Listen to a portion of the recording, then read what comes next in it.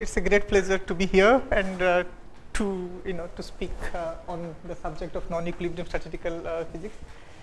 And right, it's also great to have in our audience, who actually taught us substantially about this subject, and it's a pleasure also to have him here. So we hope you kind of correct it at times when it requires. Okay. So what I plan is so this is my email, and what I plan to do is that I will just just describe the context, like why statistical physics, and in the whole branch of physics where statistical physics lives, and in the statistical physics what is non-equilibrium. So I will define the context, like laws of physics and statistical physics. Why do we need stochastic modeling? So I try to answer those questions, and then I describe what is non-equilibrium. That's the topic today, and I'll just describe with some interesting examples. So today I will not do anything in details, like try to give you an overview of things, and that's the only. And then rest I say that the content. Rest I will discuss about the contents. Just the brief outline of what I plan to do, but the plan is very amateur at this stage. I will go with the audience, so as far as I can go. Okay. So let me start with this. That laws of physics are like that. Like nature plays game, right? If you want to do as a scientist, what exactly people try to do is that in nature, you have a lot of phenomena which are occurring all around us, and if you just don't notice it, a lot of things look just blank. But if you look very carefully, like a picture here, there are somebody who is probably rolling down and somebody who is walking, and maybe here there are some faces or things like that. If you watch carefully to nature, you find certain events, certain things are happening, there is some regularity, and you try to predict from that, whatever is happening, you try to make a rule, okay? And that rule, observe it well to formulate laws, and that's what we call physics laws, okay? Laws of nature. And what we want to do is that in the description of Feynman, so he describes it as a chess game. If you do not know the game, you are observing the chess board, and some pawns are if you wait, if you do not know the game at all, after some time you find that okay, the small bits in the board moves forward, okay? That becomes the law for a long time, and you watch it for a long time, and it just moves forward, and suddenly one day you hit that actually the pawn moves to the corner and hits something else. So until then that was the law, and you have a new law to be incorporated. So the first law was the pawn moves straight, and then you have to modify it when it requires, saying that once a while it hits in these circumstances. So basically we formulate laws, and new laws must, when you formulate new laws, it's not that the old ones are obsolete. It has to include the old ones, okay, as a subset. So for example, classical mechanics is replaced by quantum mechanics, but in some limit of quantum mechanics you should be able to derive classical mechanics. Similarly, special relativity by general relativity, and this is a special case of this. So the new law always must include the old ones. So what we have is that we have different approximate laws at different scales. So that's what I would like to describe. Okay. So what we have in nature is that different things happening at very different scales. Okay. So let us say that from 10 to the power minus 22, this is the observed universe, observed things, what we know. This is something like 10 to the power minus 22 to 10 to the power plus 22. So I'll just open a video. I just wanted to go by a video.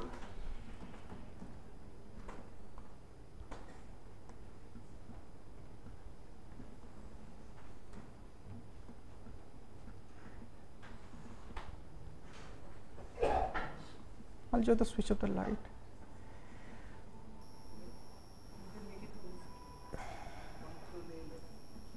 Okay. So this is something which is available in this. This is just called power of 10. I don't know how to fast forward it, so I think we have to wait for some time. So let me move a little faster. So this is, okay. So this is just a video just to tell you whatever things happen around us, just to describe them in one small video of, let us say, 5 minutes, and I think it is very instructive. So you just look at, this is 1 meter, and this is the regular life what we have, and then this is 10 to the power 0, and look at how the zeros change, and you go up. So we are zooming, we are just going up and going all the way, right? Okay, so right, it's like 10 to the power 2 meter, 100 meters, right? 100 meter up, and then it will slowly go down. Just watch, right? I just want you to watch this video. It's very nice. So if you go, so now you can see that there is nothing much visible. So you can see that the scales are changing, but there is nothing much. You cannot see anything anything here. Like there is a 2-3 orders of magnitude, and then suddenly nothing is happening. 3-4 orders of magnitude. You don't see much, and then by this time you actually see Earth 10 to the power 5 meters only, 1 and 5 zeros only. Okay. So the clouds are gone, and now in the atmosphere, and then if you go now, you can see the full Earth 10 to the power 7 meters. From that up, you can see this. I just wanted to make it fast, but I cannot do it. So again, you can see that there is nothing happening here. The order is changing, nothing happening here. So all what is happening. So now after some time, this is not a visible thing, but you still have that there is a Earth. This is the trajectory of the Earth 10 to the power 9 meters. So all I wanted to yeah. So this is the other direction also will go, yeah. So all I wanted to say is that the nature has various games to play at very different scales, and we don't have there is no descriptions which can hold all the games which happens in all scales. It's not possible. Okay. So what we have done is that we have divided, like it's like it's like a spectrum of solar light. Like it's all the colors are there, but then you can see only 7. Like you divide it into 7, and that's the way name colors. So similarly here, there are a lot of things happen in the visible world, and there are places where you do not know. So there are some order, you describe the physical laws and some scale, and there are something which is not known. You don't know how to connect it from one scale to the other, and then there is something else you describe in some other scale, and so there are very different scales. So people who work in scales of light years, you call them astrophysicists. People who work in this level, like in in this scale, you call them condensed matter physicists, biophysicists, chemistry, human scale people work, and there are different scales people work. And there is no, for example, if I want to, okay, 10 to the power 7 meters, now sun is gone, now there are stars. Yeah, okay. So now actually it's a cluster of stars, and yeah. 10 to the power 9 meters, and then okay, now there are you go to the galaxies. There is some structure is still visible. Okay. This is one galaxy, is center, our galaxy. And then if you go 10 to the power, just few orders of magnitude, you stop. Then you do not know what is happening. 1 and only 20 zeros. Okay, 25 zeros, not more than that. That's all you know. Okay, and that's what we know. And then just okay. Let me wait. It's not going fast. Okay, 23 meters. The galaxy is also gone. Then now only you see structures only when the clusters of galaxies appear. Okay, so for example, if I ask you a question, how milk precipitate? I ask you a question, and then you stand up. You say that milk has quarks. Just saying that gone case. I mean, absolutely right, but absolutely worthless, because starting from milk has quarks, you cannot come to describe how milk precipitated. You ask a chemist, he will know. So basically, you have approximate law to describe how milk precipitated. Milk has quarks is relevant, different scales, right? I mean, so all things are not relevant. So we are now coming back. We have gone all the way to 10 to the power 24. Now we are coming back fast and we'll go down. So we have seen the galaxies. So all I'm trying to say is that, you know, the whole thing, what we know, is just 10 to the power minus 24 to 10 to the power plus 24. Okay? And different levels, we just describe physics differently. And okay, let's go there. There is a place to. Well, I think it is, you know, useful and instructive. So I'll wait. Yeah, this is available in YouTube, so you can always see it there. So now what you do is that, you know, we go 10 to the power 0. Now we go to 10 to the power minus 1. You know, and we go to 10 to the power all the whole. So now we can see that, you know, the structures are gone now. You don't know any structures, and now in some scales again the structure. So we do not know how. Basically, we do not know how. You know what are cells, but you don't know how cells make and then connect themselves to make this phenomena. So now, you know, after 2 orders of magnitude, you start seeing the cells. Okay, 10 to the power minus, not 2. I mean, you know, 4. I think by 4 you start seeing the cells. Okay, so then again there will be, right, you know, you have cells.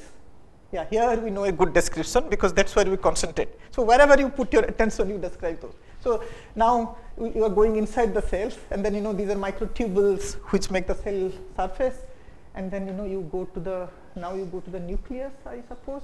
Yes. No, this is you enter the cell. Just now, this is cytoplasm. Just enter the cell. This microtubules are gone. This is 1 micron. Okay. So now inside that, now you go to the chromosomes now, right? I mean, you go to the nucleus and you see the chromosomes there, like, you know, and then, you know, you see. So here is also you have a good description, fantastic description of what are chromosomes and how things work there, and DNA molecules, and so this is, you know, in order of 4 magnitude, and then again once it goes there, you can see this is just hiji-biji, like, you know, I mean, there is nothing, you see anything, you know, you don't know. You just don't know what is happening there because you don't have a description. This is a pictorial description. You don't know what is going on here. Like, you know, again 6 order of magnitude, you don't have a description there. And then, you know, you completely do not know, right? I mean, how cells are formed from molecules is a question which you do not know at all. We don't know at all, right? I mean, you know, so how actually molecules form cells? So that level is missing. And then if you go lower, yeah, at some point you find actually atom or molecules. There again you have a good description. So you have, you know, it's coming here, 10 to the power minus 12 meters. You have atoms, and yeah, you can see now. I mean, it's a pictorial description. Atom do not look like that. Oh, this is nucleus. Yeah, it goes to the nucleus. Yeah, skip the atoms in between. Yeah. Sorry, an atom is gone 10 to the power minus 10, 11. Yeah. Angstrom. Yeah, angstrom level. So now you go to the nucleus, and then that was some structure. Again, you do not know, and probably strings or something. I don't know what quarks. Now it is just quarks. Yeah.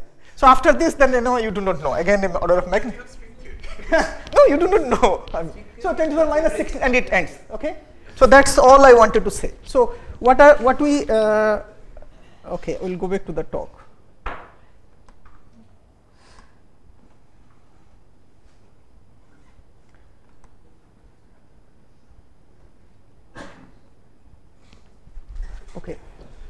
Okay. So different, as I say, that you have different scales, and you know, all these things happen in 10 to the power minus 20 to 10 to the power plus 24 or something. That's the visible thing what we know. So as a scientist, as a physicist, or you know, we want to describe some of them, and we, as a condensed matter physicist, or, you know, we live in the human scale here, like, you know, we just bother about that. And, you know, whatever happens, doesn't matter whether it is in the galaxies or it is in the, you know, quarks level, doesn't matter what, eventually everything what happens at any scale, you want to see it only in human perceptive scale. Like, doesn't matter whether there are galaxies or not, you can feel it only when you see it on a A4 size paper. Okay, and right, I mean, you know, so for that what you have to do is that, you know, you have these big instruments, like, you know, so all instruments does only that job, right? I mean, we discover instrument only for that, you know, you bring phenomena which is happening at different levels, different scales, to human perceptive scales, right? So that's all do. And the size of the instrument is more or less proportional to how much you want to reduce or enlarge. Okay, so if you want to see moon, this much of telescope is enough, and if you want to see galaxies, you need a Hubble telescope. And similarly, if you want to see quarks, you need an instrument which is 26 kilometer radius or something. So that's more or less where we stay. Okay? So different approximate law at different scales. I just say that, you know, here you have h. These are scales like, you know, mu, classical mechanics, light years, or this. So eventually, all we wanted to do is that all physical laws are eventually guessworks. Okay, right? I mean, you know, you observe nature, you formulate a law, and if the law is kind of, you know, describing certain things, you want to predict given that as a law. And all law has a validity regime, and it has to, you know, it will go different scales. It will not work, right? I mean, you know, quarks are there, but in a precipitation of Mills, quark has no rule. Okay, or you know. Or weak interaction. Does weak interaction has anything to do with precipitation of? So that doesn't, you know, you don't have. Okay. So now question is that when you want to model the system, like, you know, that's what you. Since we're discussing all this. Yeah, this is all discussions, please. So I mean, when we do StatMech, of course, there are certain things which emerge when you are dealing with lots. Yes. So. Freedom, and there is a slightly different flavor to that. Yes. So that's. Yes. So what is point out is that even in a given scale, when you are working in, let us say, condensed matter, so the scale is like 10 to the power minus 4 or something, like, you know, or maybe 6 to 10 to the power plus 6, around that. So even there is a order of magnitude difference here, right? I mean, you know, so if you say that, you know, if you take a collection of cells, I don't have a picture, but I will show you. If you take a collection of cells, for example, bacteria, okay, and you put them in starvation, they will create very beautiful structures, which you, I don't know if anybody has seen this. So it's very beautiful structure they produce. Bacteria under starvation. That's all. So question is that even within the scale, like, you know, if you microscopically the bacteria is very small, but in the collection they can, you know, they can show a behavior which is emergent, which is not there in the individual particles. So there is an emergent phenomena. In statistical mechanics, we try to connect how this microscopic, you know, whatever happening in the microscopic level, and how they can bring about this macroscopic behavior. So this is something which also deal with in statistical mechanics. So there is this, you can point out this article by Anderson, no? More is different. Yeah. Okay. There is an article. Yeah, very popular article. Yes. So, okay. Okay, so now question is that how do we model it, right? I mean, you know, it's a very basic way. I just try to, just some pictures. So modeling a phenomena. So for example, a phenomena called magnetism, which comes from this place, history. I mean, no, it's small history. So it's like 4,000 years ago, people discovered that, you know, this. Even know much before that. No, but you know, it was. One instance. Yeah, once. But that's what I find, you know. Okay, anyway, so for example, you want to see that, you know, why magnet, the stick you have stuck somewhere. That's the phenomena you want to describe. Or something like, you know, why suddenly sun disappears one day, right? You know, so something like that. Or kind of, you know, all kind of thing, what avalanches or this at volcanoes, and why apple fall, or all kind of phenomena which is happening around you want to describe. So now question is that how to describe. For some descriptions were very good. I'll tell you this one and this one. This one were reasonably good, maybe not that much about that, right? I mean, you know, some of this one we know very well. Anyway, so this is something we know very well. So how exactly, what do we mean by modeling a phenomena? Okay. So to model a phenomena, so what you need to know is that what you are modeling for. For example, right? I mean, you know, the basic example maybe magnetism. For example, this phenomena. Okay. So for that you need to know what are the ingredients, like, you know, what are the basic units which you have to deal with. Okay. So these are either particles, spin. So these are the thing in collection, right? I mean, you know, like bacteria or whatever, or birds, they're in collection. So now, given these basic units, then you have to do what dimension they are. I mean, what is the space where they live? Okay. So that's the second thing you need to know, dimension. So the dimension can be like, you know, space is, you need a, yeah. You have the no, they have somebody. Yeah. Okay. So somebody has a please. Yeah. So basically, once you know the dimension, what could be dimension? Dimension is basically you want to describe the space. The space. The general idea is the space is continuous, of course, right? You know, it's a continuous space and particles move. Okay. So this continuous description, if you want to try describe it, the possibilities are infinity. So a simpler one scenario is that you have lattices, like in the space you can move only one point to the other. So there are also infinity if you extend it, but these are countable infinity. So and of course these kind of things exist, and we know very well probably how to describe as lattices. Okay, so dimension can be like that, space can be like this or like that, particle which can move anywhere or it can jump from side to side. And then you have to know how they interact. So this is the basic point. These are input to your modeling, right? I mean, how they interact is not somebody, either you know by experience or know from experiments. Okay, whichever way, you have to know how they interact. So that is given by Hamiltonian, right? I mean, in the Hamiltonian, you know the spring mass model, Ising model, Heisenberg model, all kind of models, Hubbard model or whatever. These are the models. And then symmetries. Symmetry is something useful, right? I mean, if you know the symmetries, you can actually, while writing your Hamiltonian or your Lagrangian, you can actually, think of what things can be there, what things cannot be there. So symmetry is something, if you know about it, it is helpful. So that's where you start with.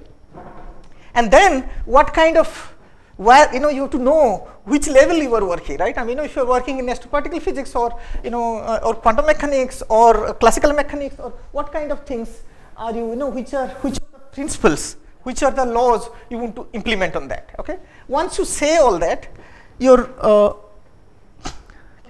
modeling part is more or less the input. As an input, what you wanted, you have already given, right? I mean, all your input is given, like the particles, where they live, and how they interact. And now, if the principle is right, I should be able to tell you rest, right? If I am the modeling, I am the person who is modeling, I should be able to tell you what will happen to these kind of particles in collection, if there is anything emergent coming out or not. This is the thing you want to describe.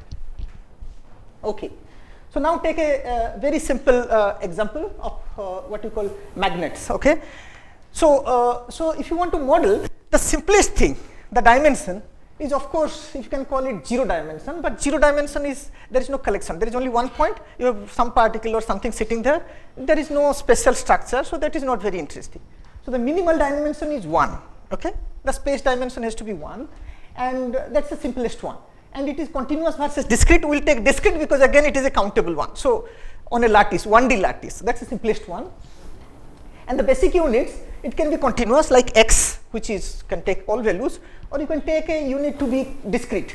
If it's a discrete variable, how many values it can take? It can take only one value. But if it is only one value, let us say a, then there is no evolution, right? I mean, all the time you see it is only a.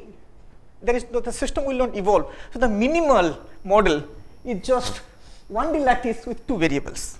Okay, so that I generally name as Ising model. Okay, so in presence, so you can call it these 2 variables, presence and absence, disconnected or connected, right? I mean, you might be connecting a disconnected or connected, up or down, plus up or down, plus or minus, call it whatever, iron or copper. So you call it whatever, 2 variables. Okay, name it whatever you want to call them. The description will be same in terms of these variables. Okay, so that way the Ising model is a good description of a lot of these things. So now, given the variables, the first thing you need to know, what is your phase space. Okay, so you have a countable phase space now. How many number of configurations you have, how many ways, right? I mean, the system can arrange itself. Okay, how many ways? So because you have 2 variables, each place can be 0 and 1. You have L sites, so 2 to the power L ways, possible ways, the system can arrange itself in one of these configurations. Okay, so these are the configurations. So they're countable 2 to the power L configurations. L goes to infinity, of course, this is infinity, but it's still countable. Okay, and then you have to take how these basic units interact. Like so you have a space. Here you might be 1, here you might be 0. Maybe I call it now, let us say plus or minus. Here it is plus, here it is minus. How do they interact? Okay, so for that, you can take an energy. And energy, right? I mean, for one simple example is that how do you define energy? Is that sum of product of neighbors. Let us say that you have plus, you just multiply them. Next to neighbors multiply, next to neighbors multiply. Whatever you get, sum them, all of them. So you call it. This is the same. This is the problem which you know as Ising model, in classical Ising model. Okay. So we will discuss this in more details later. Okay, so if you have only product of, maybe I can just say that. So if you call this variable n, okay, n, and lattice height is I. So I equal to 0, I equal to 1, 2, 1, 2, L. So basically you have Hamiltonian. Let us say that, you know, we put a minus sign, let us say, minus summation over I, ni, and I plus 1. So this is whatever the variable in the neighboring sides. So ni can be plus minus. Okay, ni can be plus 1 or plus minus 1. Okay. So what you have is that, you know, if you have a system like that, so you have a plus, plus, minus, minus, minus, then you say that this 2 is plus 1, this 2 is minus 1, this 2 is plus 1, and then you add them all, you call that is energy. Okay. So now question is that, you know, you can ask, how does it help in describing magnetism? Okay. So magnetism, you can, you know, you can see that if all of them have same sign, okay, if it's plus, plus, plus, plus, plus, or minus, minus, minus, minus, minus, then the energy is low, lowest energy. You have a lowest energy because of this minus sign. Okay. Is it clear? Okay. So if all of them are same sign, so if all the spins point up, then you have a magnetic state, like, you know, you have a, you know, so ferromagnetic state. So all the spins are up. So that's the lower energy state. So that's the basic assumption. Whether it happens or not in one dimension, that's a different question we'll ask together. But when you want to model, you model it like that. Okay, if, right, I mean, you know, maybe you can take it to 2 dimension or do whatever. That's modeling. Okay. So now let us say that, you know, what do we know about single particles? Okay, simple single particle mechanics. So this should all of you know, and I am just kind of, you know, maybe it's boring for you, but I'll still say. Just put it here. Thank you. Yeah. So for a single particle, you have a energy is given by this, just a free particle, let us say h equal to p square by 2m, and given the Hamiltonian is useful only to write the equation of motion, right? I mean, you know, which tells you how the particles evolve. It dictates how the particles evolves given the Hamiltonian. Okay. So this is the equation of motion. This just tells you this is p by m is the velocity, and there is no force. Okay. So that's all. That's all. This is free particle. No force means free particle, and this is the one. So in general, if you have many particles, you have a collection of differential equations.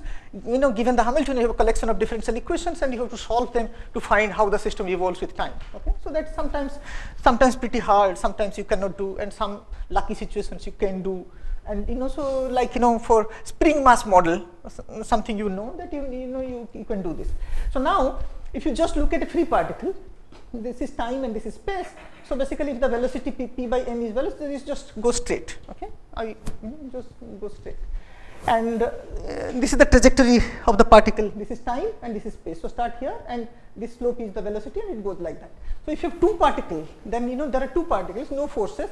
So this green particle comes here and comes here, and there is a collision here, and the mass is same. So basically, they just collide and go like that. So you know very well. So basically, when you, what we know here, and we are very good at predicting what happens for a single particle, right? I mean, you know, we are good enough. You know, we can land on moon just like that, and or you have a projectile. It's a single particle in quantum mechanics. Also, single particle mechanics we know very well. Okay. So one thing which is true here is that, you know, if you look at what happens to energy, energy doesn't change with time. You know, if you have a Hamiltonian, then, you know, energy is something which remains, you know, fixed. What you start with, that's the total energy of the system, do not change with time.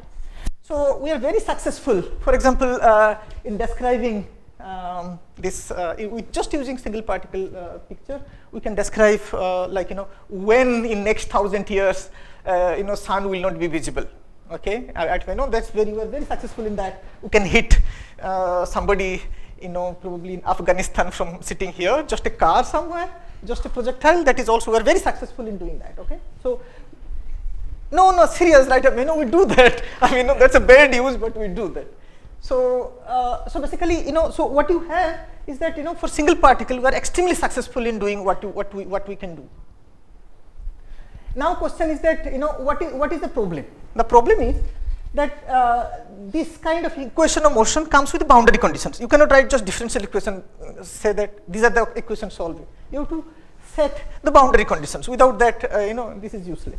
So what you have is that you can ask questions, like question 1 is, let us say that, you know, you cannot specify the boundary condition well, and your measurement has some error, a little bit of error in the measurement. So little error in specifying the boundary conditions. What do you think will happen? right? I mean, so for example, if you are hitting that projectile in a car, and then if you for rain or something you shift it to somewhere else, what will happen? Will it go to Afghanistan or it will go to America? No, it will go to Afghanistan. It will go to a neighboring house, right? I mean, that's the error you want. I mean, that's the error, not more, right? So small error in the initial condition can actually generate small errors in the final result, right? I mean, okay, that's not a small error. Okay. Since this is being live streamed, so don't use specific words. X, Y, X. Oh, it's a live stream. Oh. Oh. Okay. Okay. Sorry, I did not notice that. Yeah. Okay. So okay, I'll be careful. Eh? No, I'm just, it is only as a joke, not nothing. Okay. Okay, so you have this boundary conditions. So basically you can ask this question. Let us say that little error in specifying boundary condition, you expect little error in the prediction. Okay, so that's what you generally happens. Okay, in single particle case, at least that's what happens. And second question is that, is it possible to specify the what you call boundary conditions accurately? Is it possible in principle? It's not the machine error, in principle. So the answer to both the questions come out to, so here turns out to be no. Okay, so what happens is that little error in the initial conditions can produce huge error in your prediction, which I will explain little later. And second thing is that it is impossible to specify the boundary conditions. Okay, impossible. In principle, you cannot specify that. So the simple way of understanding this, at least correct me. So what is boundary condition? So basically it's a positions and velocities. Okay, so very simple way of understanding that. How do you measure positions? To measure positions, you have to hold the particle. Otherwise, how? You know the positions accurately only when you hold it. Okay, but at the same time, if you want to measure velocity, you have to leave it, right? I mean, there is no way you can do both, right? I mean, hold it and leave it, and how can you do this? There will be some error somewhere. That's the way this uncertainty principle comes there, vaguely. So the first question, so basically this is impossible in principle, and that actually generates a new field called quantum mechanics. And answer to this question, that little error can generate little error in initial condition can generate large error in prediction, that defines chaos. And now I just wanted to tell you that how is it possible that little error in an initial condition can bring large errors. Okay, so this is one example. Okay, so so as I said that earlier I have told you two particles. So if the two particles collide like that simultaneously, then you start here and here, and they go like that, and they collide and go like that. Okay, so now I just said that what will happen if you have three particles? No forces. Okay, three particles in one dimension, no forces. Let us see. Okay, so now this is velocity v1, v2, and v3. There are three particles. So now look at only the red one. Okay, the other ones are going anyway. So you just look at the red one. It will hit the one first, and then it will hit the green one first, and then it will hit the black one again. Then it will go this way. Okay, but now instead of starting from here, you start little displaced here. Okay, then it will go hit green first, and then it will go hit black first, and then again green, and it will go this way. Okay, so now question is that you can see that what is happening is that the sequence of collision changes. First it hits black and then green. Here it first hit green and black, and once this happens, because if there are three particles, it is a possibility. And if this happens, then you don't have a prediction. If you start here, it goes this way, and if you start here, it goes that way. Okay, there is no way you can predict if you have three particles what happens to the red particle after 1 hour. Of course, each step you know what is happening, but you cannot directly write an equation to tell you where it will be. Okay, there is no way you can do it. You have to do it to get it. Okay, there is no way. So the error actually goes pretty high in this situation. Okay, and why I say that error is high? You see, when I draw these pictures, I have not given a scale. I have not marked the scale. That is purposeful. You can say that from here to here is 10 to the power minus 53. I mean, I can always claim that from this scale, from here to here is 10 to the power minus 53. So which means this situation and this situation is only changing the position of the particle in 53rd decimal place. Somewhere in 53rd decimal place. In the initial condition, you change only the 53rd decimal place, and you see that your results are pretty different. So this is a situation you cannot handle just like that. If you have more than one particle, that's exactly what happens. We know very well how to do single particle, but we do not know any better, how to handle. So some cases we are lucky, some cases we can handle very well, but usually the many particle system is a problem, okay? And that's the way. So generally, right? So what is the way out? So basically, what happens is that classical mechanics brings chaos and this loss of predictability when you have many particles. Quantum mechanics, to start with, it is probabilistic in nature. So all you want is a probabilistic description. If you want to describe many particles, you need a probabilistic description. Okay, so that's what we want. So an alternative approach is stochastic modeling. Okay, which Professor Mustansi Bomma has been talking about for the stochastic modeling and stochastic processes. That's the alternative approach, and that's a need. There is no other way. It's not that you cannot write differential equation. You can write differential equation, but it will not give you anything, right? If you have many particle systems. So, so basically, what is the approach here? So using some general statistical and symmetry principles. That's all what we use. Because in statistics, like physical laws, like Newton's law, in statistics also there are laws like central limit theorem, which you repeatedly use in all the classes. Like in this class, previous class you use 4 times. No, I'm just saying. So basically, there are laws, and they are kind of quite correct, and you can adopt those things along with the what you know in classical mechanics or quantum mechanics, and if you can handle them. So basically, what you do, and from physics, all you have, one thing which you have to bother is energy conservation. So if you take a system, for example, you take a system, and these are the parts of the system, and each part there are some energy. Let us say this small part is E1, this is E2. It's like some box I'm saying, and I'm calling energy E1. So now, if you think there are many particle system, in these small boxes there will be some energy.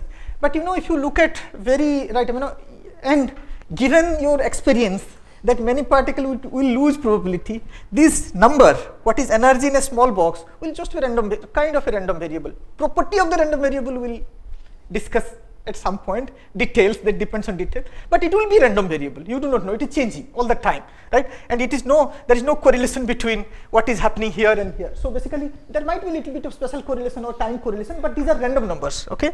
And the sum of these random numbers, right? This is, if you take a small subsystem, the sum is expected to behave in a certain way, right? That just without knowing much about the physical principle, you can derive it just from the statistical laws, okay? And that's what your statistical mechanics you start with. Energy of what is the behavior of energy of a subsystem, okay? So probably you maybe somebody maybe Samika covered that energy of subsystem. Okay, maybe okay. So that you can do in the statistical mechanics. Yeah. Okay. Yeah. So this is your micro canonical or canonical ensemble. So let us see that what do you mean by a stochastic description of a many particle system. So what you have is that the first statement is that, is it okay? Is there a please? Is there other question at this point? Because I think sometimes somebody should slow me down sometimes. I speak fast here. Is there a question at this point? Okay. So the noise term in the Langevin equation, will that be attributed to the errors that you were talking about, our inability to set the boundary conditions precisely, or no? No.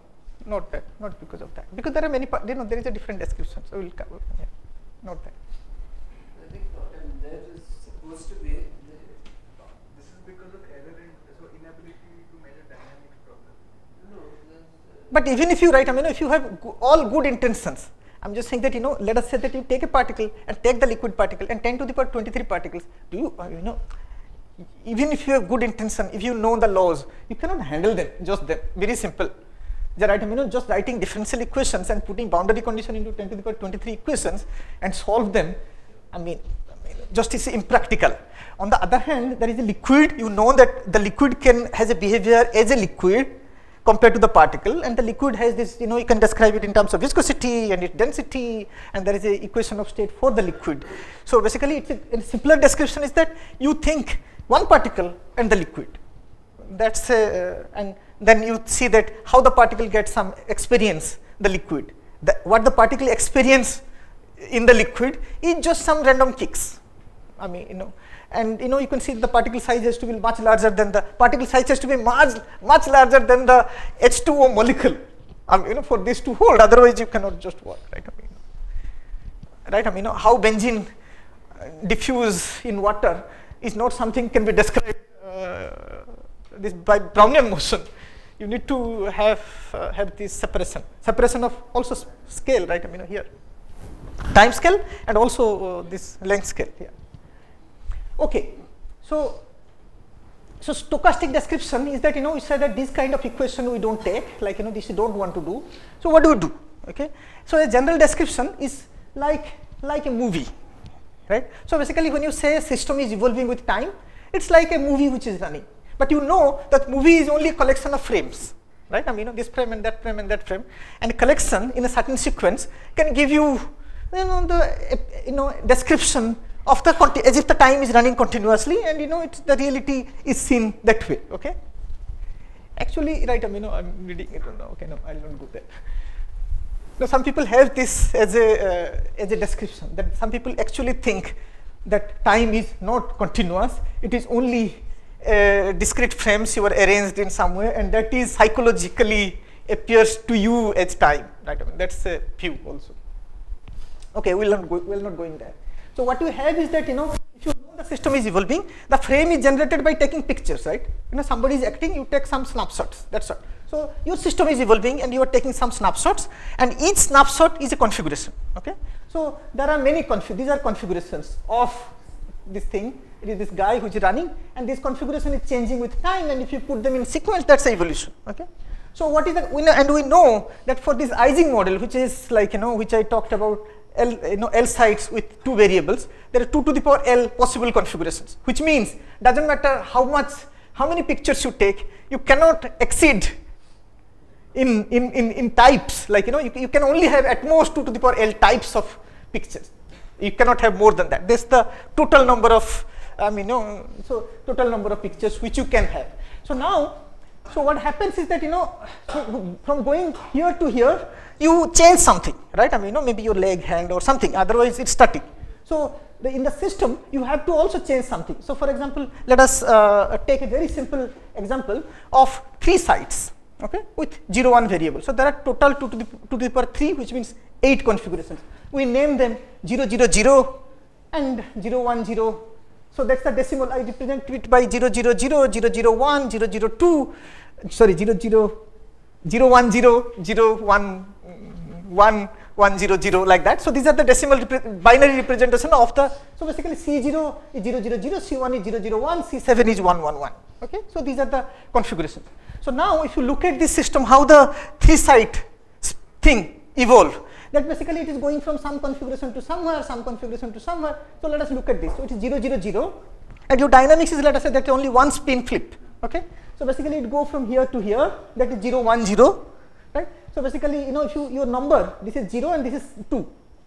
Okay, so you go from configuration C0, oh, it's not there, C0 to C2 to C6 to C4 to C5, like that. You keep changing the configuration with time. Okay, so that's what is happening in the system. That's the movie which is running, and you want to describe. So now, just because there are 7 configurations, it's like you can think of 7 shops, and the system is moving from one shop to the other, with some rule book. Okay, some is saying that if it is 7, where it has to go, some rule book. You do not know, but you know for sure that if there is only 7 shops, and if you keep walking among the 7 shops, right, 1,000 times, or sorry, 8 shops. 8 shops. If you keep walking among the 8 shops, eventually, 10,000 times, shop number 7 will be visit some fraction of time, and that will have a limit. Number of times you visit shop number 7, divide by total number of steps you take, will have some limit. Eventually, the number of steps going to infinity. That's what we call probability. Okay, so it doesn't matter what if you have a finite number of configurations, and if you are going to all configurations with changing one to the other, with time, and in long time, each configuration will be visited with some probability. That's the way probability is defined. Okay, so that's the probability we are looking for. So how often a system visits a configuration in long time limit, that you call stationary probability, because initially maybe first 3 steps is goes just 1 to 2 and 2 to 1, and you keep doing that, but eventually in long run, the rule, whatever the rule, each shop will be visited some fraction of times, some unique fraction of times given the rule. Okay, so that's what defines the stationary probability, and we want to find that. Okay, in next class or something. So they're assuming that the rules are not changing with time. No, the rules are not changing in time. So I'm just saying that you pick up your rule, whatever your rule, right? 1 to 7, so maybe you take a I can simple example. You said that toss a coin, or maybe toss a dice. If it is 4, or then you go to so some rule, write some rule. If you are sub number 1, if it is 7, go to sub number 5. If it is sub number 7, and if you write, if it is 4, you go to sub number 1. If it is 3, you go to sub number 2. Something. Okay, some rules you write, independent of what you write in your paper. If you follow that rule, okay, if it is only 7 configurations, each configuration will be visited some fraction of times. Okay, that fraction will have a limit. That depends on the rule. If you change the rule, the fraction will be different. But doesn't matter what is the rule, there is a unique value you get. That the limit exists. So okay, so finite. Okay, okay. Finite phase space always equilibrates, or whatever, always goes to a stationary state. Yeah, it goes to a stationary state. Yes. No, equilibrate I did not say. Oh. Go to a stationary state. I did not. No. Equilibrium is much stronger. Yeah. Equilibrates is not. Equilibrates is anything. Right? Equilibrates is general word. I think it's not equilibration. Not equilibrium dynamics. Equilibrium doesn't mean equilibrium dynamics. Becomes time independent. Become time independent, stationary. Yes. So I'm just saying there is a stationary value. Okay. I see. Yeah. So I'm some small exercise. For example, let us say that you have just only one spin. Okay, and then so let us say p equal to 2/3. Okay, or maybe p equal to 1/6. Okay, how do you get right? So what will happen to these situations? Like the spin up goes to down, like that.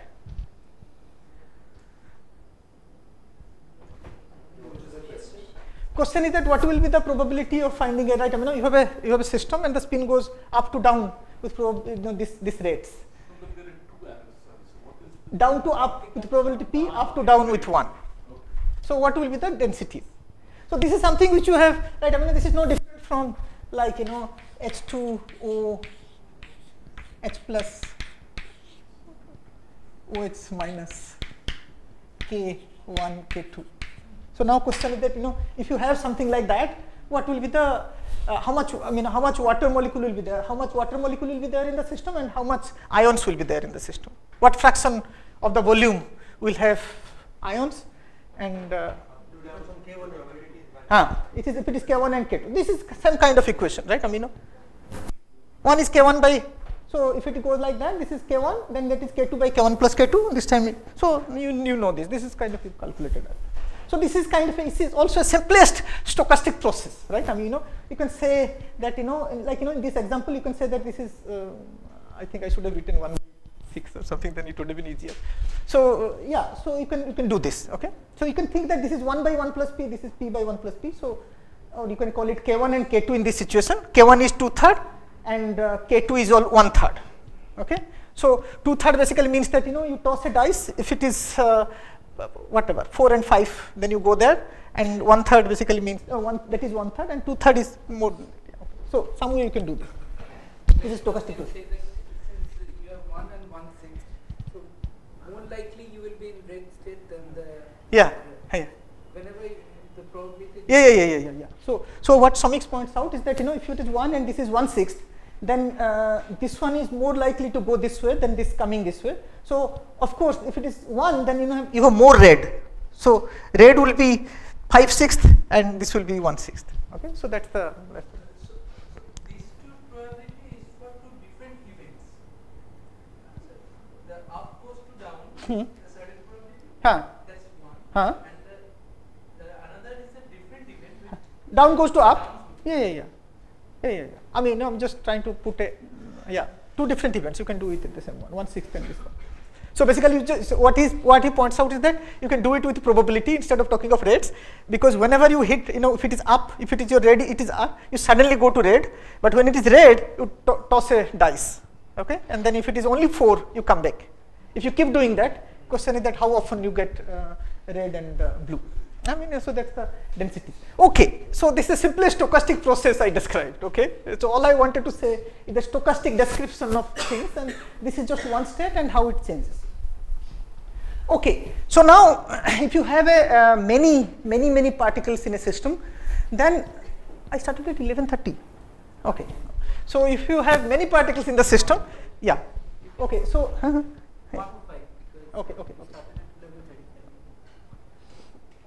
okay, so now I try to tell you that firstly I just said that if you have a finite number of configurations, then each configuration will be visited some fraction of times. That is guaranteed. Okay, so now let us say that you have a what we know as equilibrium in this situation is that this detail balance is satisfied in the stationarity. Okay, when you reach the stationary condition, then basically you have probability of visiting that configuration. You have the probability, that's a stationary probability, and you multiply with the rates, like probability.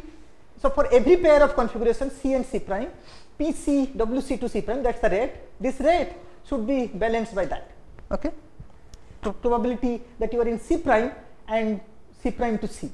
So basically, if you go back here, for example, if you are probability that you are in blue times rate, that is 1 times 1 should be same as rate times P, right? I mean, so if you call it rho blue, rho B, rho R, rho B times 1 has to be rho R times P. That's the equation which gives you the density. Okay, and that equation is called detail balance. Okay, so if it is only if it is only two configurations like up and down or red and blue, if there are only two configurations, you always have equilibrium, right? I mean, you always have equilibrium, and that's the condition you used earlier. Am I clear here? I'm just saying that what is the equation you use here, right? I mean, if you call it blue is rho B or rho up times rate, that up going to down, W up going to down. So that must be same as rho down times rate at which down goes to up. Okay, so this is basically rho up times 1, this is equal to rho down times P. Okay, and that's the way you get the density. And rho up plus rho down, rho up plus rho down, this equal to 1. And if you use these two equations, you get, this is kind of a general equation, and this is the equation what you call detail balance. Okay, so while detail balance is not a new condition, you already know it. I'm just stating it different, for many particle system, many configurations. So for every pair of configuration, so if you have C0 to C1, this must be balanced by C1 to C0. Okay, so detail balance is the balance for every condition. So basically, so let us look at a particular situation like this.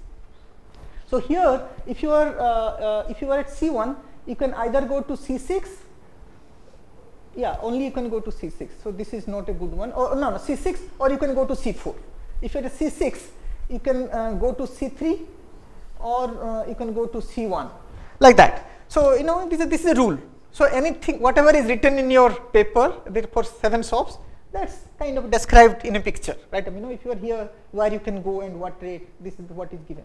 So now in this situation, so you want to know, if you want to know whether detail balance is satisfied, so you have to check it for every pair of configuration. For example, C6 to C7, that is, in the stationary probability of PC6 times this rate, that has to be same as this. Okay, so for every pair, how many pairs are there?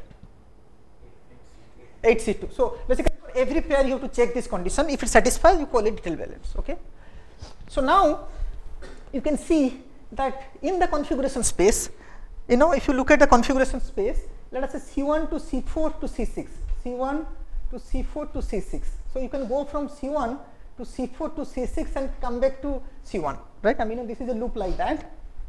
You can go to C1 to C6 to C4 to C1. So you can have a loop like that. Okay, but for every pair, there is a balancing condition.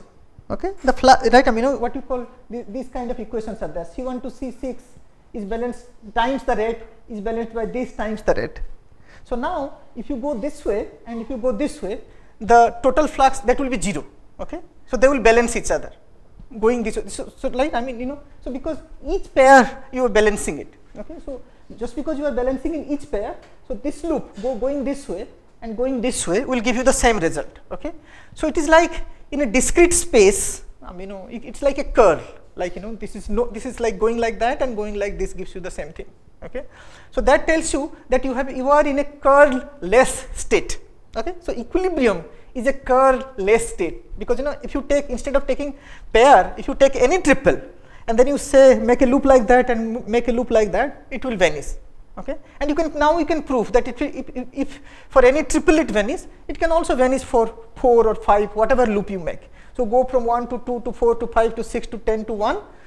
I cannot now repeat the backward, but if you go the backward way, it also balance. Okay, so that's the one. Okay, so equilibrium is a curl-less state, and zero curl basically means that you have state functions. Right, so if zero curl means that in the configuration space you can define functions which are gradient of some other thing.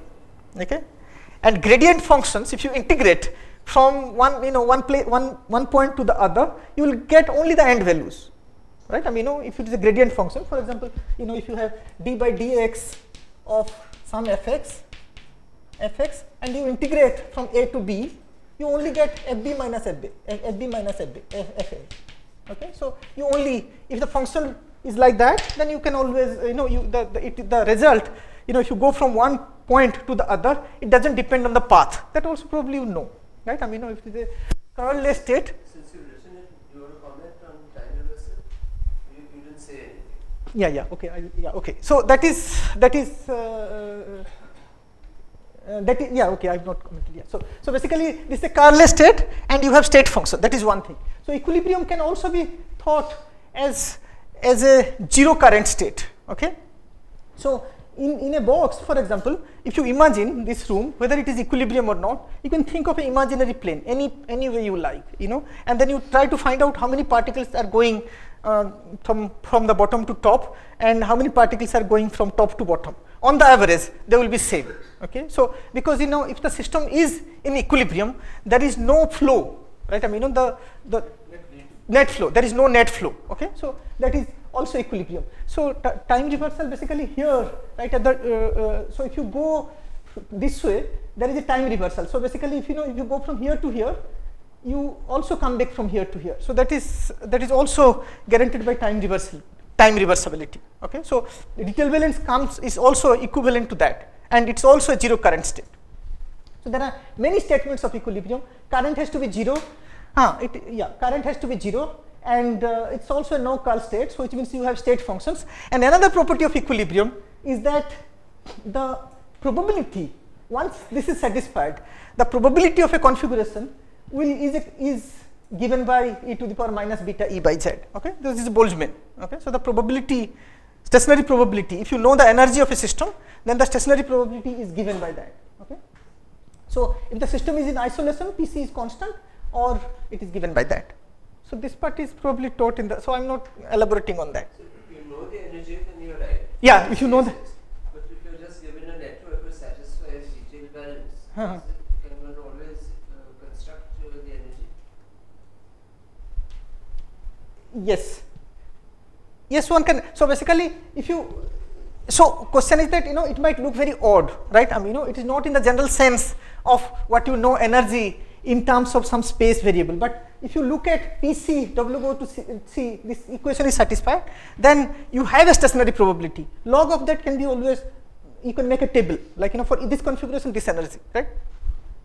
I don't know whether the question was. I can feel the sense that the correspond, you cannot write down a function, for example, for a Hamiltonian system, this H has the meaning of energy, but also it dictates the equations.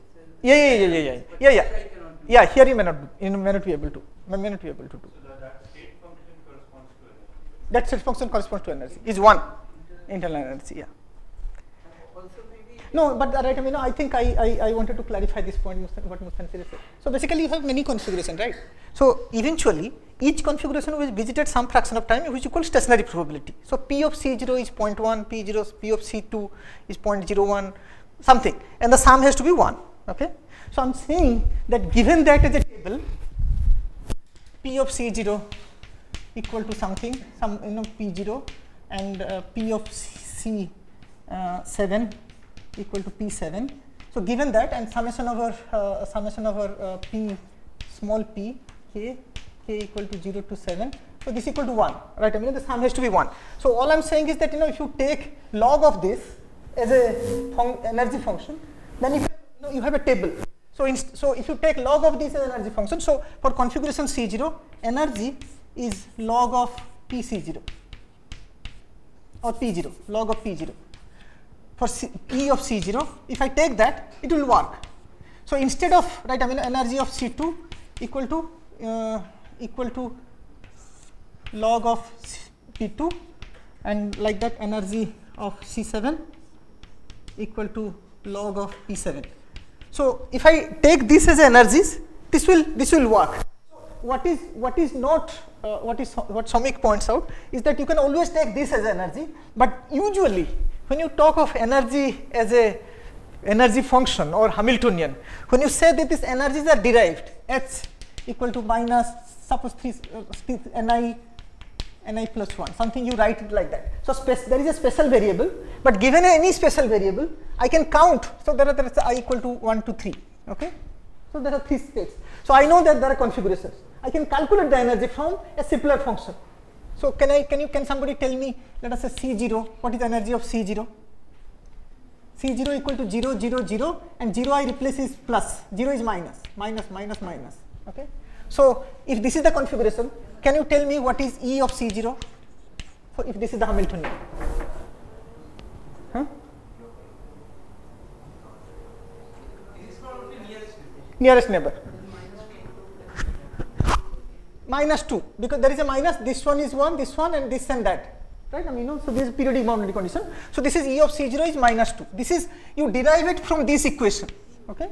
So usually given a Hamiltonian, you try to derive the energy from a simpler rule based. Hamiltonian is a rule based one. So look at the rule, you calculate that. But then I'm just saying that let us say E of C0 equal to 2, similarly E of C1, C7 equal to something. You can always write that. Okay? So instead of talking about the Hamiltonian, which is describable from a simple function, you can always write your Hamiltonian or energy as the energy of each configuration. If I specify energy of each configuration, then the dynamics equally work. So what will not happen is that this kind of Hamiltonian has a space dependence, and you can write some kind of equation of motion. Not for this, but generally you can write a equation of motion. In this case, you may not be able to do that. Okay. So but you can still consider that as a state function which is like energy. Minus 3, sorry. Minus 3. This, and this. I count, but 3. So this is minus 3. Okay. There is a boundary condition also, the periodic boundary condition. Okay. No, but you might, right, I do not know, maybe after that. So you might be, now question is that you might be doubting, right, what is energy then, right, So earlier you know that, it's already some interaction you talk about, and this is this one, that's the way you define energy. Now question is that, I'm going from a very different way and saying that, you have a probability, in a stationary probability that I'm defining to be energy. The question is that, in all systems whether they're equivalent or not, or things like that. So, but that's the only thing we know, not given energy, if as long as this equation holds,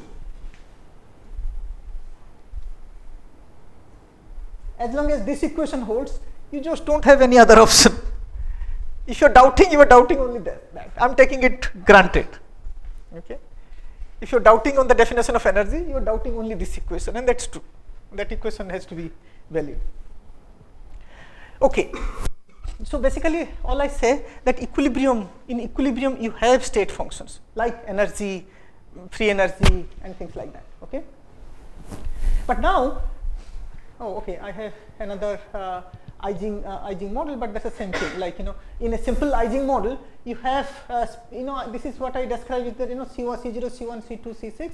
There are all 8 just the configurations. This is not the lattice configuration. These are the I'm just arrange them some way to write it like this.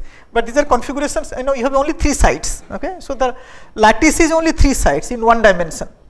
So there are only 7 configurations. I'm writing it like that. So a dynamics like C1 to C5 something like that can be called a dynamics. Okay, so So that's not very relevant. So this approach, which I say that that the system only moves from one configuration to the other.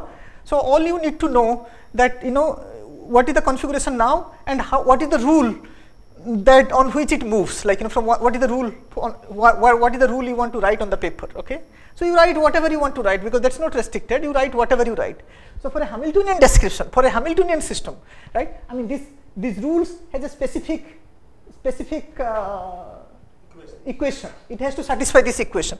So for Hamiltonian system or which goes to equilibrium, for that this is the dynamics, right? I mean this is the one which will dictate the dynamics. This equation has to be satisfied. Okay. But then you can write whatever you write, but then you cannot you cannot claim that eventually you get e to the power minus beta e, right? I mean that Boltzmann state is not something you can get. So this method, we just said that system only wander in configuration from one configuration to the other, and some rules are given, and given these rules I just keep jumping, and you tell me what happens to the system. This approach, of course, it is true for equilibrium in some description, but you can also describe non-equilibrium systems. And in this description, you don't need a Hamiltonian. You only know, you have to tell how the thing moves, what is the dynamics. You directly specify the dynamics. So given the dynamics, what will be the stationary state? That's the kind of question you ask. And you will know that for any given dynamics, it cannot be always Boltzmann. That is right. I mean, for Boltzmann, you have to satisfy these rules, right? I mean, which you are not guaranteed, which are not guaranteeing while writing the rules. So it cannot satisfy Boltzmann. So now question that what will be the one. So the best, so basically this extends to non-equilibrium. So if you ask me, or I ask you, what is non-equilibrium? Okay. So so for me, the best definition is that the system which is not in equilibrium. I mean, that's the only definition, okay? Because equilibrium is a very special point. It's not it's only chronology that you learn equilibrium fast. Non-equilibrium is a vast one. Equilibrium is a very specific point, right? I mean, the stationary distribution can be anything. If it satisfies detailed balance, you call it equilibrium. So it's one point. The measure of equilibrium is 0 in the non-equilibrium, full non-equilibrium phenomena. Okay. So this approach extends to non-equilibrium systems. So non-equilibrium is a stationary state without detailed balance. Right? I mean, it's the same thing. It's not in equilibrium. Non-equilibrium in detail. Current is not equal to 0. Okay. And so there are examples. For example, as I say that if in equilibrium, the average flow this way and that way has to vanish, but it's like two-way traffic. But non-equilibrium, you can have a flow. So if you take a cross section, there's some if you are in a system of particles, that particles are moving in one direction more often than the other direction. Okay, so this is kind of a non-equilibrium system. Current is 0. So like So who is this guy? Isaac. Oh, sorry. No, I haven't seen a photo of. Oh, Isaac. Yeah, this guy is Isaac. Yeah. Okay. The Japanese looks like a Japanese. Somehow Japanese. I think. So he has already told the story. Yeah. No, but he's saying Japanese. No.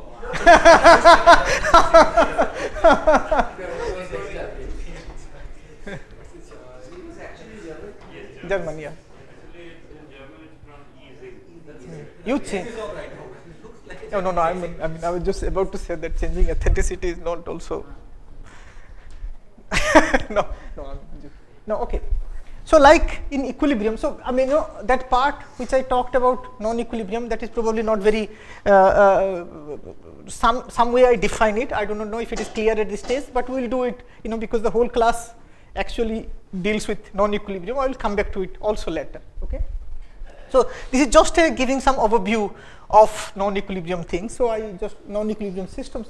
So like in equilibrium, these phases and phase transitions. Like I talk about Ising model, and which describes magnetism. So in equilibrium, we have Ising model, and this is a simulation. I mean, this is simulation picture. I have a corresponding picture. I will show you later. So it's this is T greater than Tc. This is disorder, and if it T less than, this is two-dimensional Ising model. and t less than tc you see some patches, and this is kind of very large correlations, and these patches are there. So this is magnetic state. So this is a paramagnetic state, this is a ferromagnetic state. Okay. So when you change temperature in this kind of system, magnetic thing happens. Like this is called a phase transition. These are phases: paramagnetic phase, ferromagnetic phase, and there is a transition at t, some temperature t equal to some temperature. Okay. So similarly, metal, like simple metal, can become superconductor. Like this is also metallic state, this is superconducting state. So suddenly, so phase transitions are associated with macroscopic changes, right? So basically, this, if you go from here to here, the changes we know, it will it becomes a magnet, it attracts. Metal become insulator, like suddenly this just if it is in a magnetic field, it levitates. The picture you have for T, what you call T less than Tc, seems a little bit like T equal to Tc. Yeah, close to the one. Yeah. Close to, is it? Yeah, close because to. otherwise you'd have Majority of them, yeah. Is that a majority? It seems close to DC. That's actually. Close to 0.4, na. So basically, 2.24 I see. is 0.4. 1 divided by 2.24, 269. What is that? So it's 0.4 is very close to that. Yeah. And that's the beta C, and beta is 0.4 here. I think this is 0.5 something, right? 1 by 2 is 0.5, 0.5, and no, this is far away. It's far. That point, right? No, it's okay, because 1.2, 1 by 2 point something will be less than 0.5. Less than 0.5. Yeah. This is fine. Close to that. Very not too far. Yeah. So that's the confusion. You got the discussions? Like some people are right. So some people can, just by looking at pictures, they can tell you whether it's a close to critical point or not. How far they are critical point. So is no, it's also I, right? You. No, you see, right? You look at the picture, you tell the temperature. It's like no. Large patches. Yeah, large fluctuations. Yeah. Large correlation length. It's a large correlation length. I appreciate that. This is very. Also, it is one of the objectives of the refresher course is to bring them to that level where they can look at a picture and say. Yeah, true. So basically, this is close to. I just point out that this is close to critical point because critical temperature here is 2.269. Okay, that's a TC of two-dimensional Ising model. So 1 by 2.269 is beta C, and that is 0.45 something. Okay, you divide it whatever it gets, and this 0.4 is very close, and people can identify it. This is very nice. Okay. So now this is called equilibrium phases and phase transitions. Okay, you can have different phases and you can transition between different phases. Similarly, non-equilibrium, you can have different phases. For example, there is a vehicular traffic. It's a free flow. Like any section of the road, you can get the number of car is the same. The density is same. This is a free. It's like a disorder or gaseous state. But you can have a traffic jam like this. Like there is a place where you have a jam. So that can be a jammed state. So you can have a phase like that or a phase like that. So basically, you have a transition between them. So for example, if you come to this non-equilibrium phenomena, like if you want to model this, for example, let us say just simple as an example, you want to describe vehicular traffic. Okay, so this is the road, and these are cars. Like this is just one after the other, and then you say that this car is represented by 1. Two variables, right? And there is no car here means you call it 0. The vacancy is represented by 0, and there is a car. There is 2 vacancies. There is a car. There is a vacancy like that. Okay, so that's a configuration of cars on the road. Okay, but then you want to describe how do the car moves. The car, when the car this car moves here, then so that's basically the vacancy. It exchange with the vacancy, right? This was 1 0 becoming 0 1. That's the movement of the car forward. Okay, we don't have a backward motion, let us say. So the movement is 1 0 goes to 0 1. Okay, so now you want to model it. Then you have a one-dimensional lattice with some 1s and 0s. 1s correspond to cars, 0 correspond to vacancy, and 1 0 goes to 0 1 means vacancy. The car moves forward. That's the move, and you can associate some rate. And now the road can be open, the road can be closed. You can ask all kind of questions. You can decide. But then only one restriction, this car cannot move because there is a car ahead of it, because if there is 1 1, then the car cannot go there, right? So it's a exclusion process. Okay, so this process in one dimension is called a one-dimensional exclusion process. Okay, and the car moves only one direction, so this is completely asymmetric, right? It cannot go backward, so it's totally asymmetric exclusion process. This whatever some name. Okay, we'll come back to this at some point. So this particular one, when the roads are open, like the cars enter with some rate and exit with some rate, enters with rate alpha and exit with rate beta. That's all. Okay. So if you do that, it turns out that this problem is solvable. Exactly can be solved. Very is very nice a problem, and it shows many phases in the simple system, one-dimensional system. Universality is scaling even in one dimension. Okay. Do you understand this word even? Right? Okay. So one-dimensional system cannot have phase transition in equilibrium systems. Okay. In equilibrium systems, in one dimension, short-range interaction cannot have phase transition. Okay. So like Ising model, which I am describing this one, although I am calling it is a model of the magnet, but it's a failed model of magnet. Okay. Probably. So that's the one. So this will have lot of right. I'll come back to it. So this is called totally asymmetric exclusion process. Okay. So you have now I'll also you can have interacting random walker. You have talked about random walker. There is one walker, but then you can say that there are many walkers in the one and they are interacting. So you can have interacting random walker a problem, and so they can and if you have a diffusion, for example, or it's a unbiased diffusion, for example, particles go one direction more often than other, then in such systems, if you put a cross sections, you know that particles are going in one direction than the other, and that means there is a current, and so those are systems which are out of equilibrium. Okay, interacting random walkers on the lattice. Okay, so it is not that in equilibrium systems, that in equilibrium you have certain, for phases or phase transitions, or you have a lot of experiments you can do. So for example, this is Ising model. This is study of Ising model, and so this is another one. So this is deposition of some iron, I think iron on a plate on substrate. This model by Ising model. So similarly, non-equilibrium, there are also many different experiments. I just I just describe two which I'm interested. So one is this what you call sand pile models or rice pile model. This experiment on rice piles. I will not describe what is the, maybe towards the end of my talk if I have time. And this is a model. This is experiment on percolation. Okay, so that also the word is not familiar, so I will not take. So all I'm saying is that phases and phase transitions are there in equilibrium, and it is also there in non-equilibrium. There are experiments which are done to to know the phase transition behavior of the phase transition in equilibrium, and both in equilibrium and non-equilibrium. So just one question. So in equilibrium, if you think of phases and phase transitions, usually you can ask like a yes or no question to distinguish a phase, right? Does that property also hold true for non? Yes. So there is you have to have. Can you find something? You are asking. Can you find something zero non-zero? Correct. Like order parameter. Yeah. What are the possible phases that are in the case of Ising model? What are the phases? Yeah. So basically, this here this is paramagnet where the spins, what you call, one is green and one is red. They are arranged in arbitrary way. So there are there are as many reds as many greens, and there is no correlation and there is no patches. They are not arranged in a specific way. But you can see that if you can think of this as like liquid droplets. You can see that they are far away.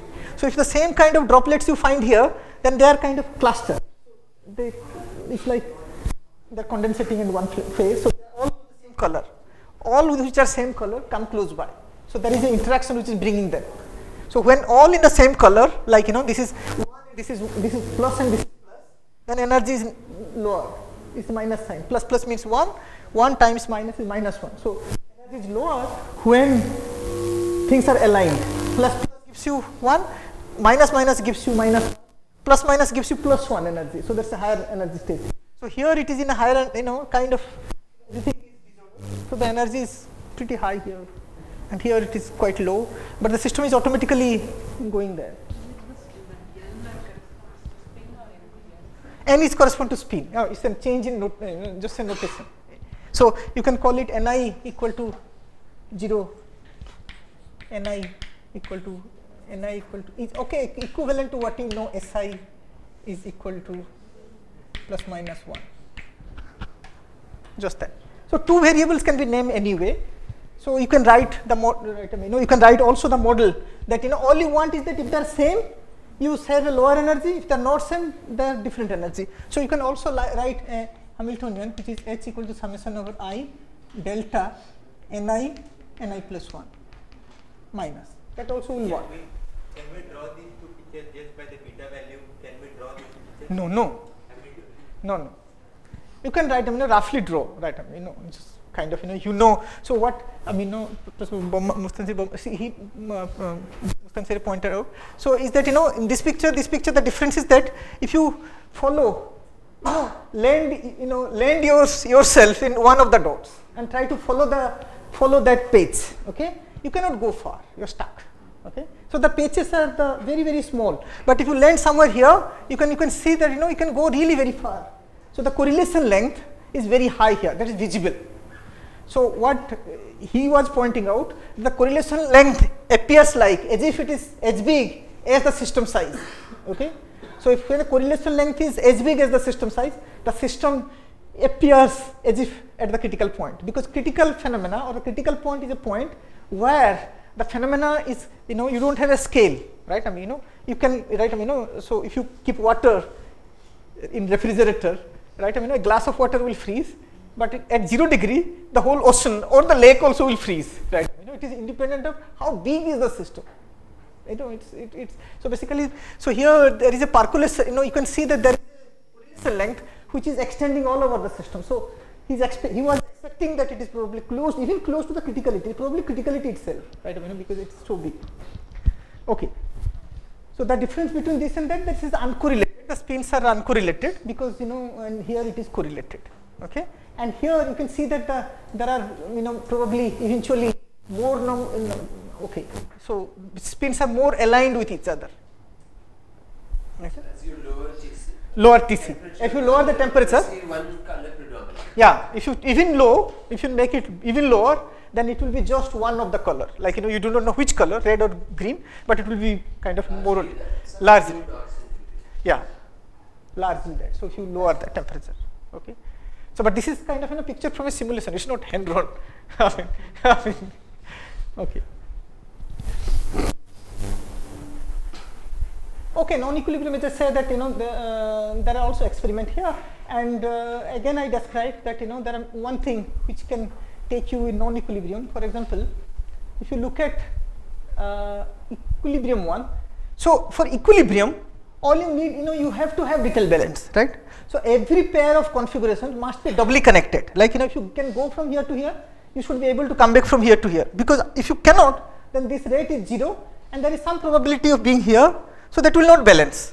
So even if you take out one arrow from here, the system is not in equilibrium, But if you have all the arrows, it is not necessary that the system is equilibrium. It is not necessary. But the minimal condition is that all connections must be doubly connected. All configurations must be doubly connected in this kind of pictures. Okay.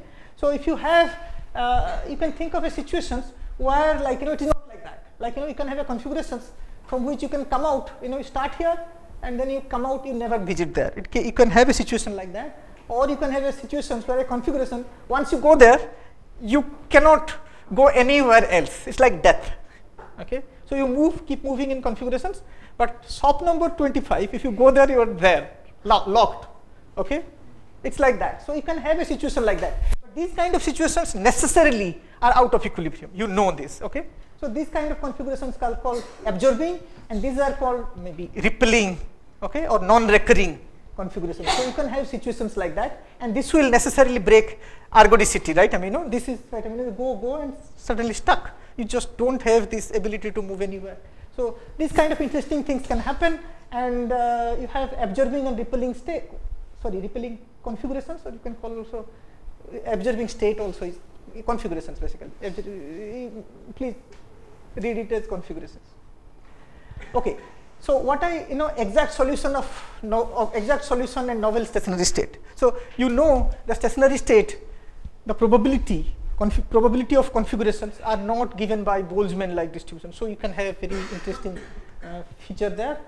And in non-equilibrium transport, okay, transport means you have current. Whenever there is current, you have you know that it is a non-equilibrium system. So what is the behavior of current and things like that? Those one can study here. And and a general question here, which is very hard, is that whether equilibriums like state functions exist in non-equilibrium, and can you define at least in certain class of systems and things like that. So because state function as such is not guaranteed in non-equilibrium, and so if you can define that. So I think the system cannot go to C2, right? Rippling means you can start, you can only start here. If you start here, there is no way you see this. But you cannot go to C2. You cannot go there, yeah. So it will remain empty. No, but if you can, it is possible that there can be many. This is a simple situation. There can be many such configurations where you can leave, but you can start there. You can prepare your system to be there. But once we get some Yeah, so it is possible. So it is possible that there are these configurations 1, 2, 3, 4, 5, 6, 7, 9, 8, like that, and then there is another loop where you can connect everything is connected. Let us say this to that, that to that, they're connected. But here, let us say you go here it is also connected, everything is connected, but only one place there is a like that. So it is possible that you start here and keep moving here, but once you follow this route, then there is no way to go there. Right, you can have situations like that. In a configuration space, you are right, for a long time you are watching the system to be here, but that's not the state which you look for. Eventually it will go to some other state in a very long time and stay there, will never come back to visit you again. Okay, it is possible, right? Sometimes, yeah. Examples. It's complicated. If you ask me later, I can give you examples. Okay, so I will not, so these kind of states are called observing states, and I will not discuss about that. So some few transformations I heard about different kind of non-equilibrium phase transitions. I think I will skip all them. I just concentrate on, okay, so non-equilibrium has many applications, like this in physics, biology, medicine, economics, sociology, computer science, here whatever, cell motion, this and cell motion, evolution of models, immune response, protein making, and in medicine, epidemiology, gene transmission, population dynamics, people study these kind of things. Economics, so this kind of approach, what I am saying, that non-equilibrium approach or non-equilibrium statistical mechanics, this has application in many different ones. In economics, is stock markets and insurance risk, and derivative pricing and things like that. Sociology also, you have herding, how animals herd. I actually saw some pictures there, birds or animals, how they actually make this flock, where there is no leader, there is no well identified leader in the group saying that you come with me, align like. So, but they make some flocks, and herding, traffic. Sorry, I always in a wrong. Okay.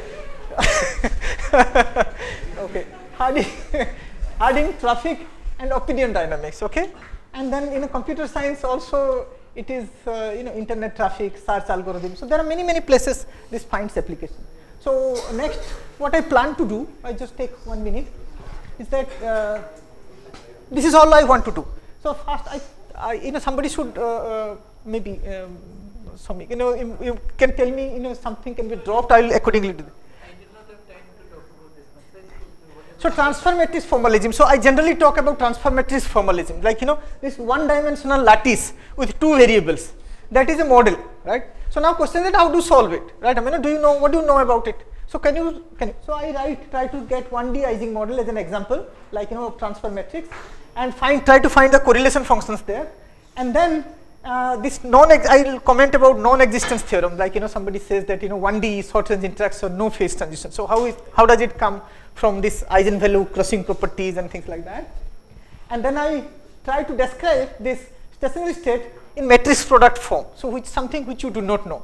I try to kind of introduce this concept what is matrix product answers in Ising model, and then try to do this in a very simple example, like 2 random walkers on a ring. Okay, so I try to at least solve that problem. That it's a very simple problem. Like you have a ring, and there are only 2 random walkers.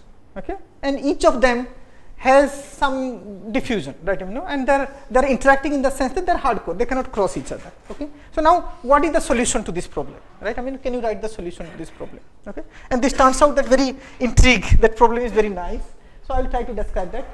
Second lecture, I try to do steady state, master equation, detail balance, and pairwise balance, and try to give examples, zero range process as the example, and describe some kind of phase transition again, condensation transition in 1 dimension.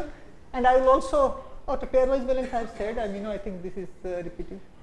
And matrix product I will also discuss. So basically what I try to do is that, this is non-equilibrium models, lattice models, and how to get solutions of non-equilibrium lattice models, how to get the stationary state. Solutions basically means, at least in this case, I am only discussing stationary state. Like, so equilibrium, the stationary state is predefined, it's already said, Boltzmann.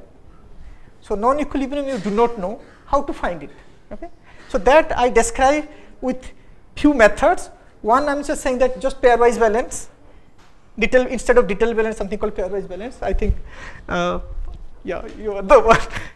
Yeah, it kind of it also taught us. So detail pairwise balance, and then I'll also talk about this what you call matrix product answers or matrix product state. So that I'll try to do it in a very simple way. And non-equilibrium phase transition. If I have time, I will again do it with words only, like with pictures and words. Okay, so this probably will be my last lecture if I have time. Otherwise, I will try to cover 2 walkers in a ring. And how do you get negative mobility there, right? It's a very interesting thing that you can have in this kind of situations.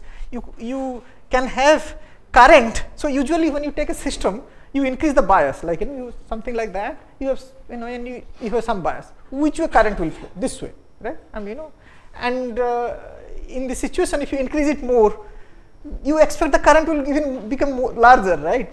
But you can find a situation that here, if you increase it more, the current will go down. Okay, so in current by di by dv can become negative resistance. Okay, so something like that will happen. So that I try to explain some way in a simple model. Okay, if you have questions, I still take. Sorry, I take 2 minutes here. Questions.